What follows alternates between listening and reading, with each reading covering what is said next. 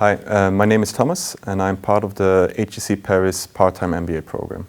So the reason why someone with me with a rather untypical background of architecture decided to go to an MBA was that I felt that in my new job as a real estate developer, I lacked a lot of, let's say, business background. A lot of elements that I had a hard time with getting adapted to, used to.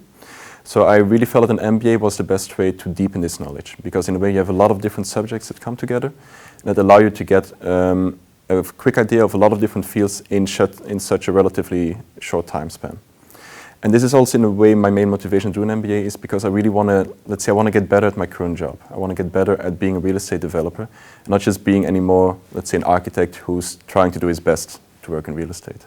My main motivation to do a part-time program was that I didn't want to lose the connection with the business world, let's say. So I wanted to stay in contact with the professional life.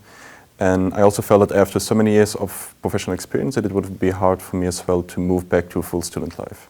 So I wanted to stay in touch, let's say, with these professional matters. There are a couple of advantages, to my point of view, of course, of doing a part-time MBA. The first one is, of course, financially. It's much less of a big burden on your finances because you can keep working. You have that steady income, of course. On the other hand, I really feel that it's important that you have this constant exchange between your professional life and your study life. Because you can really adapt what you're learning in class in 1 week, you can actually adapt it to your professional career in the next week, which is of course also attractive to your employer, for example.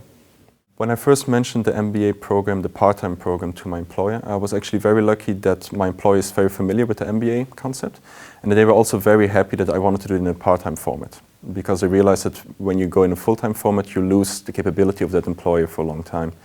So I did get a support, which is especially, let's say, a time support. So I can take some time off from work, also when I need to do certain tasks.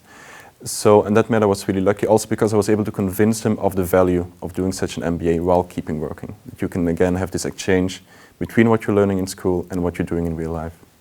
I would say that maybe the biggest challenge of an MBA is actually finding the right balance in your life, because you have a lot of things running at the same time. You have your professional career, of course, you have the studies then which come in and which also keep running outside of the campus weeks. And then at the same time you have a social life. Of course you have a family, you have friends and all that, so you need to find the right balance between all these elements. And that to me is in a way the biggest challenge, because you really need to be time efficient